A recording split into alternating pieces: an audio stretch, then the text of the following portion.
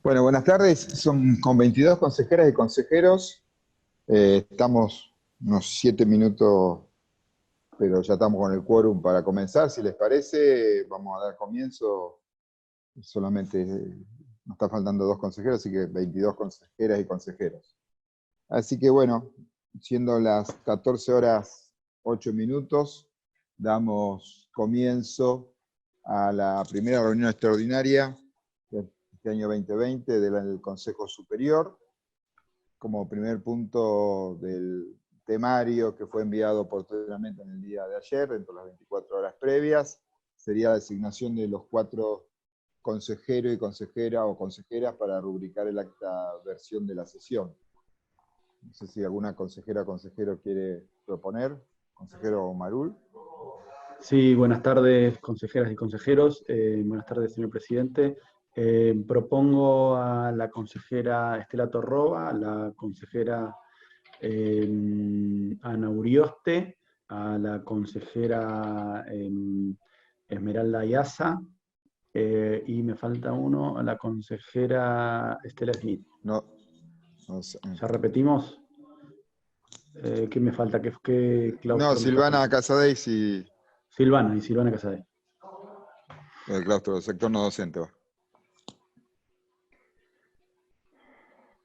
Bien, si están de acuerdo las consejeras y consejeros, creo que fueron 4 consejeras la que nombró el consejero Marul para el acta, así que quedan aprobadas para rubricar el acta versión de la sesión. Como ustedes saben, y fue enviado oportunamente, el único punto que hay es el proyecto que entró de presidencia, pero también fue firmada por los 6 decanatos, las 3 decanas y los 3 decanos. Y el punto de asunto ingresado, las notas ingresadas, son 2 informes, un solo informe conjunto, mejor dicho, de la Secretaría Legal y Técnica y la presidencia de la Junta Electoral de la Universidad, que bueno, es actualmente nuestro secretario del Consejo Superior. Si les parece, en realidad le informamos que está como nota ingresada, de última será elementos para el tratamiento del punto que el único punto que tenemos que se pasa a proyecto, así que si están de acuerdo lo tomamos como elemento para el tratamiento, le damos como nota ingresada y pasamos al punto de proyecto de, como dije, fue firmado por las 3 decanas y los 3 decanos, y por quien habla como rector, en realidad.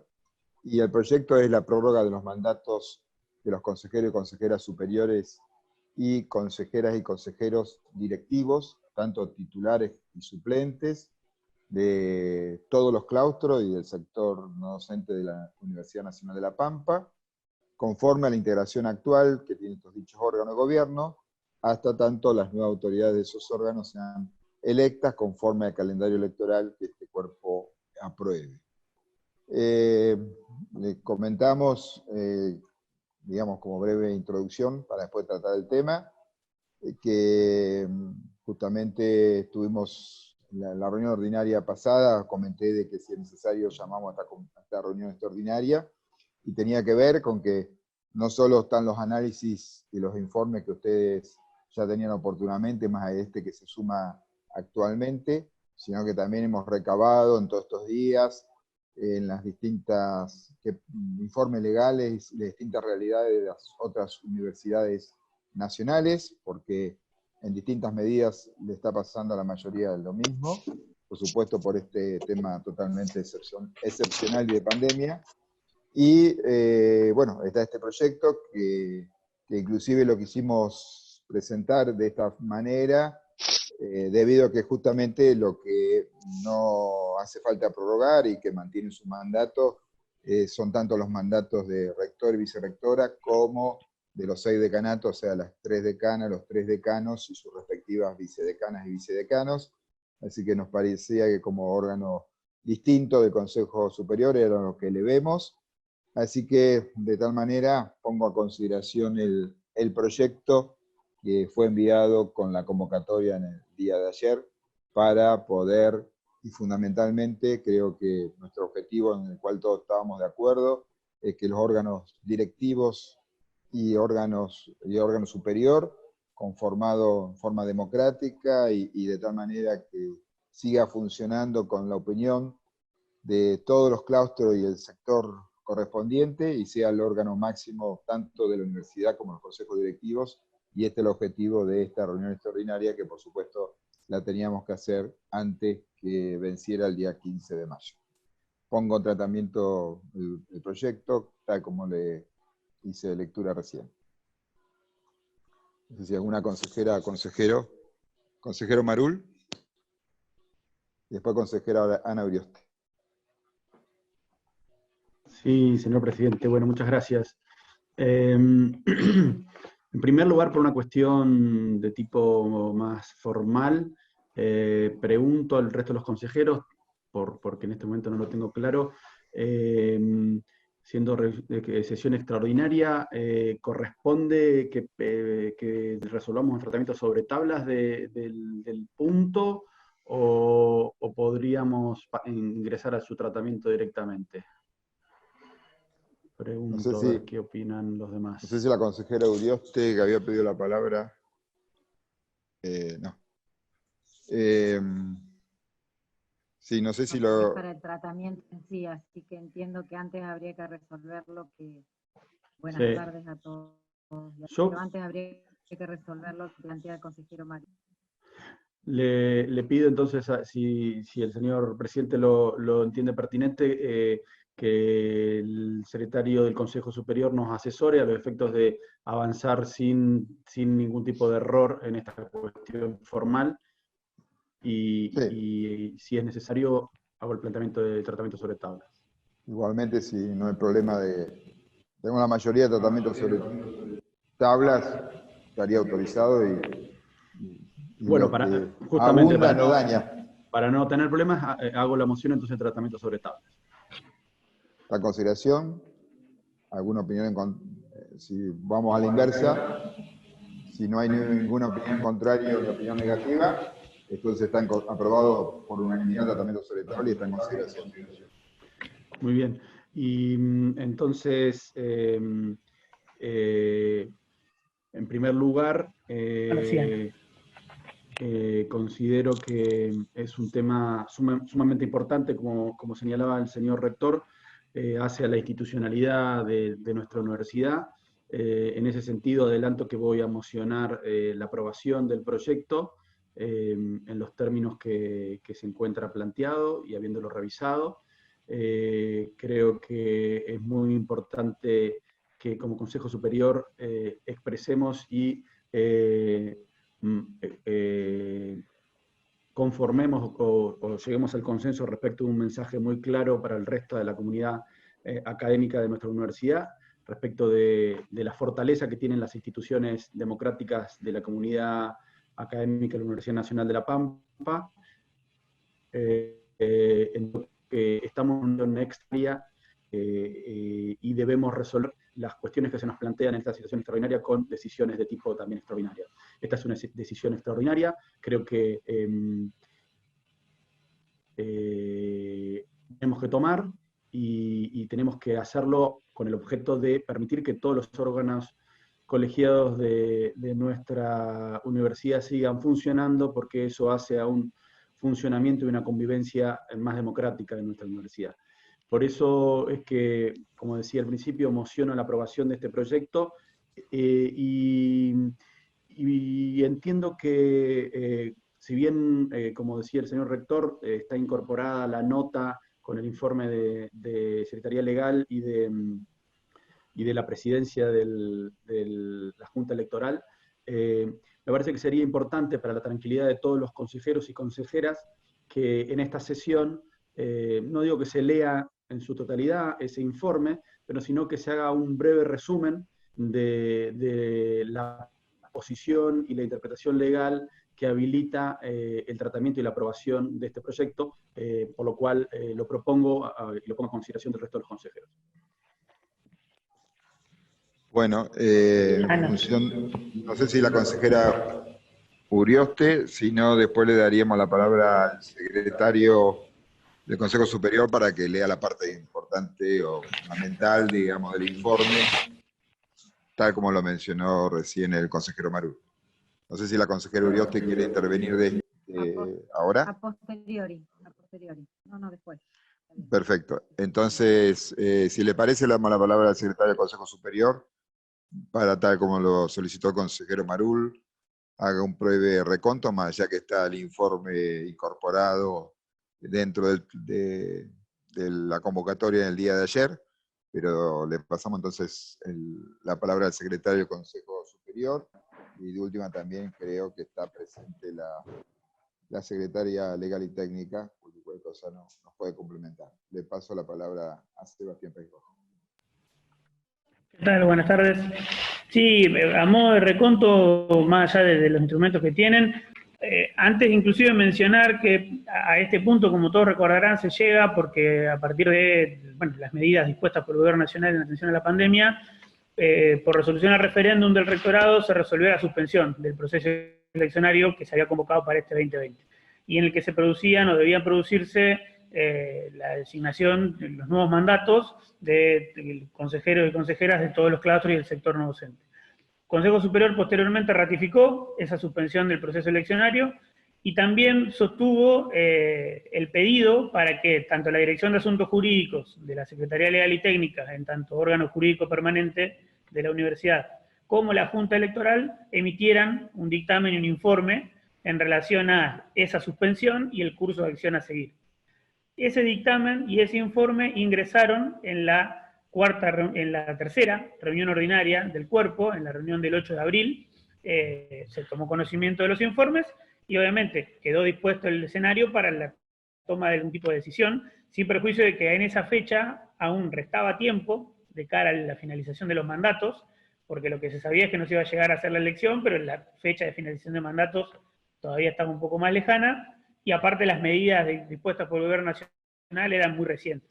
En el transcurso de ese mes se produjeron varias cuestiones. Una de ellas, las 3 prórrogas sucesivas que dispuso el Gobierno Nacional respecto de las medidas, que en el caso particular de los procesos eleccionarios tienen más que ver con las medidas de circulación, sí, pero sobre todo con la imposibilidad de reunión de personas, en tanto el proceso eleccionario, para garantizar todas sus características, y garantizar la verdadera representatividad, requiere de una modalidad de elección que implicaría ese movimiento de personas. Y en ese interín también se fueron produciendo situaciones análogas en muchas otras universidades nacionales que casi de manera unánime, no digo unánime porque hay 2 excepciones, lo fueron resolviendo en un mismo sentido a la cuestión y sobre la base de 2 o 3 argumentos jurídicos que, más allá de las particularidades de cada estatuto, son completamente aplicables a nuestra universidad.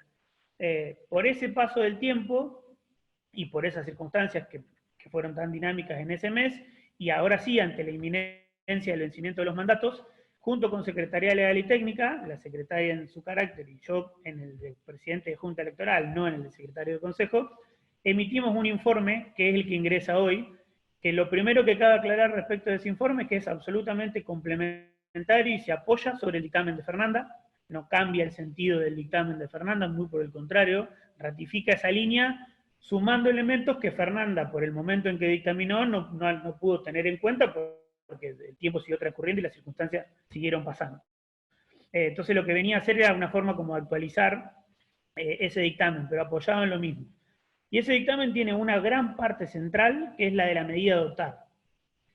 ¿Cuáles son las alternativas o cuáles eran las alternativas respecto de la medida a adoptar en este escenario?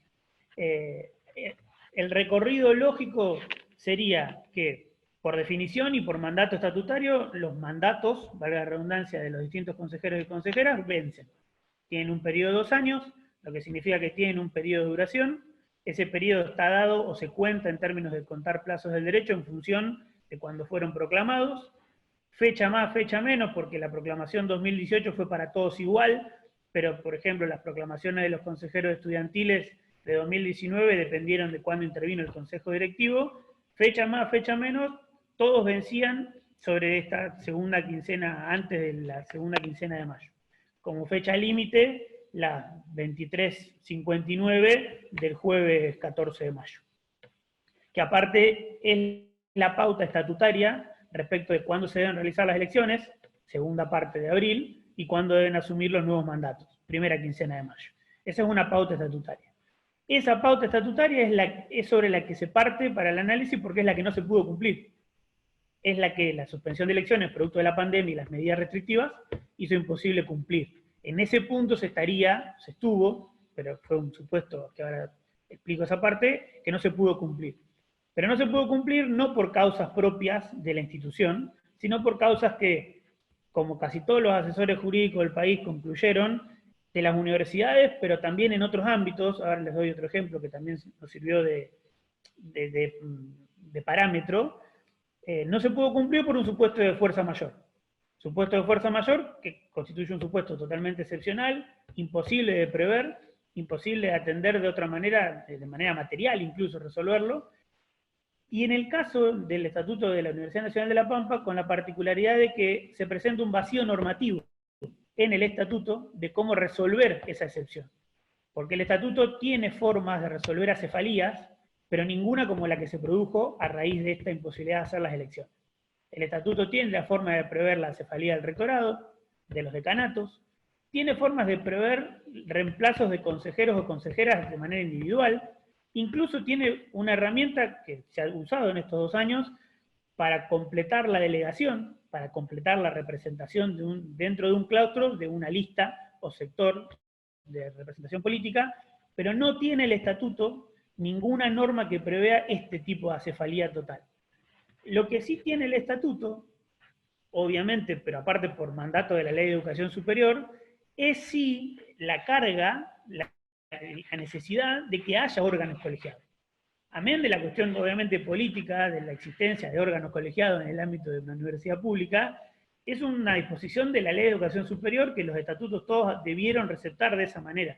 No hay margen a hacerlo de otra manera. Los márgenes de autogobierno de las universidades tienen que ver con la forma de elegir esos órganos, pero no con la existencia de esos órganos. Entonces nos encontramos ante un estatuto que manda que los mandatos duren 2 años, pero que también manda que haya cuerpos colegiados. Y que genera, para supuestos de acefalía excepcionales, un vacío. No da herramienta. Porque ese es un dato central en este recorrido, y la mayoría de las universidades pasaron por un recorrido parecido. No es que se está contraviniendo el estatuto, porque el estatuto al mismo tiempo que manda a renovar mandatos, manda a tener consejos constituidos. Y no dispone cómo hacerlo en caso de acefalía total. Entonces no se está haciendo algo contrario a una pauta estatutaria. Se está teniendo que, en ese conflicto, de esas 2 pautas sí que sí están, cómo resolver ante la acefalía. Y como el Consejo ya lo ha resuelto en otras oportunidades, y porque aparte tiene dadas esas atribuciones del artículo 89, le asigna del Estatuto y le asigna al Consejo Superior funciones normativas generales de definición de políticas y de control. Y después le da 2 funciones esenciales que son genéricas y que hacen a la esencia del Consejo. Ejercitar la jurisdicción superior universitaria, que es el inciso A, y resolver todo lo que explícitamente no esté reservado al rectorado, a la asamblea o a las facultades. Y en ese sentido, siempre este cuerpo con distintas composiciones, ahí hay una línea común del Consejo Superior Histórico en la ULPAM, se ha erigido como máximo intérprete del estatuto. Máximo intérprete del estatuto, por supuesto que nunca puede implicar modificarlo, porque para eso el estatuto prevé las formas de modificación. Pero sí máximo intérprete. Sin ir más lejos, como ejemplo más reciente, recordarán ustedes que en oportunidad de discutirse los concursos cerrados del artículo 73 del convenio colectivo, el Consejo advirtió que había un conflicto posible, conflicto normativo, entre un convenio colectivo homologado por ley y al que se había sometido la ULPAM voluntariamente, y el estatuto. Entonces ahí lo que hizo el Consejo Superior fue actuar de intérprete de esas 2 normas. Cómo compatibilizar una obligación legal y un derecho. Y en este caso ocurre algo similar. Cómo compatibilizar que los mandatos duran y vencen, y ahora se vencerían todos, con también la carga del propio estatuto de que haya cuerpos colegiados, porque no es un órgano de gobierno más en la organización, es el órgano de gobierno, porque es el que garantiza el cogobierno, que es un pilar esencial y distintivo del sistema de gobierno universitario. Insisto, mandado por la Ley de Educación Superior, aún incluso encima, si se quiere, o por encima del estatuto. Entonces, ante esa situación de excepcionalidad y de acefalía no prevista y de vacío normativo, con las potestades que el Consejo Superior tiene de tomar decisiones interpretando esos vacíos, es que se puede concluir, y que de hecho, repito, en este mes han sido muchos los casos de universidades nacionales, la propia Fernanda Díaz, que está en la red de asesores jurídicos de universidades, puede dar cuenta de ello. Hoy, sin ir más lejos, hace un ratito, porque eso es todo muy dinámico, me mandó una de las últimas, que es la de Rosario, que además cita un fallo también de manera análoga, justificando el tipo de decisiones en materia de excepción. Y ahí nosotros en el informe, que tomó como base para el proyecto, además de todo este marco normativo, citamos 3 cuestiones que también sirven de base para comparar y para tomar dimensión en cuanto a la medida y su validez jurídica, además de política. Una es que el Consejo Superior ya hizo una resolución en su momento, en un caso similar, donde por haber una segunda vuelta electoral en las facultades de económicas y jurídicas y de exactas y naturales para los cargos de decanato y vicedecanato, como el balotaje se estiraba respecto del plazo de 15 de mayo del estatuto y no iban a haber decanatos electos para esa fecha, fue el Consejo Superior el que de manera excepcional, porque el supuesto era no contemplado, prorrogó esos mandatos hasta tanto se produjera el balotaje. Y finalmente se produjo y asumieron nuevas autoridades. El otro supuesto análogo es precisamente el de todas las demás universidades nacionales que lo han resuelto de manera similar.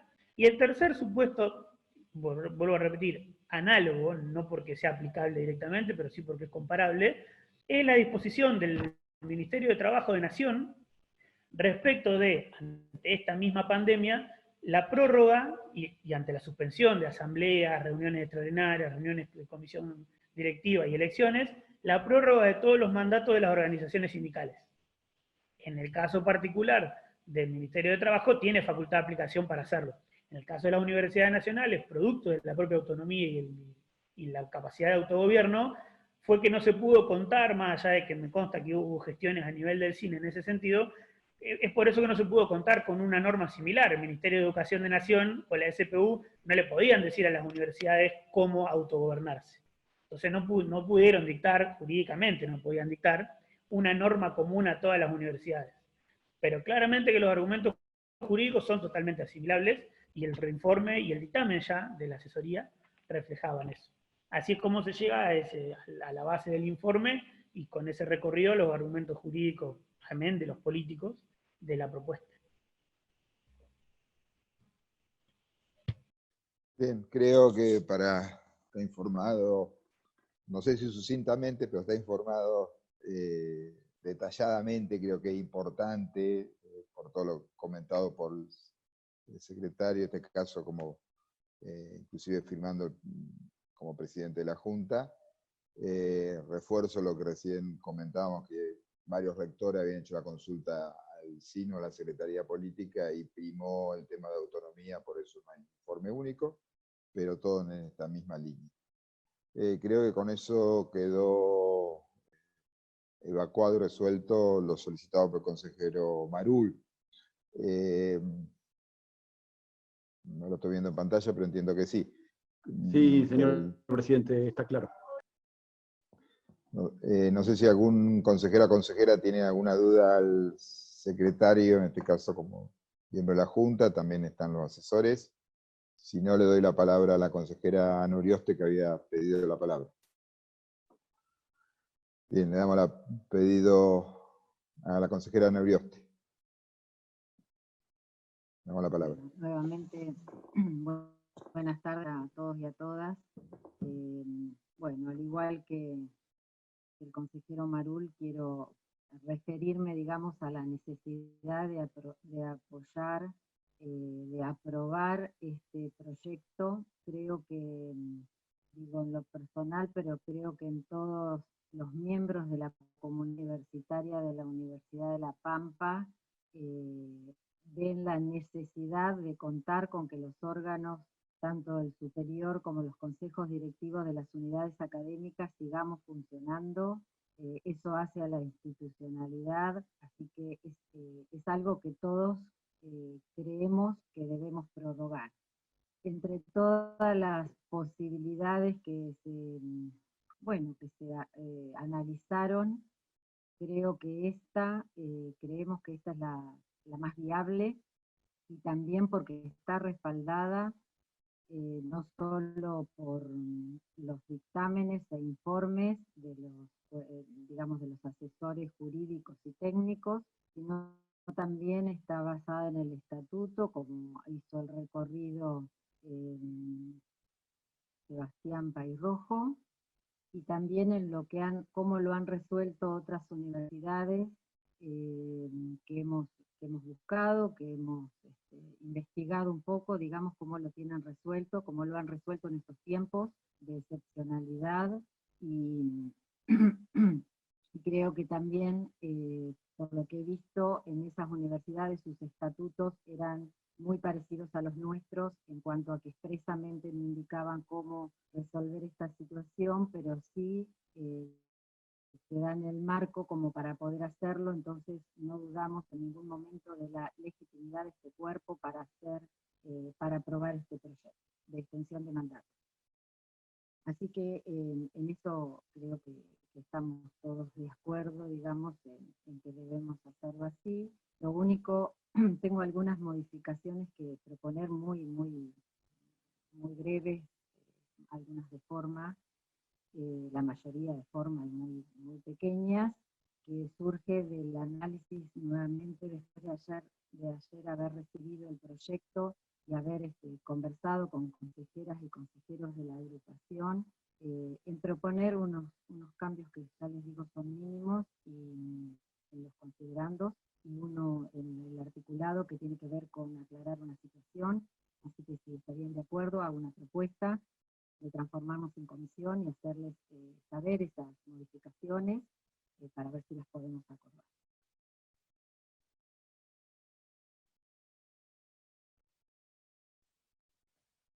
Señor presidente, no se escucha su audio. Gracias, consejero Marul.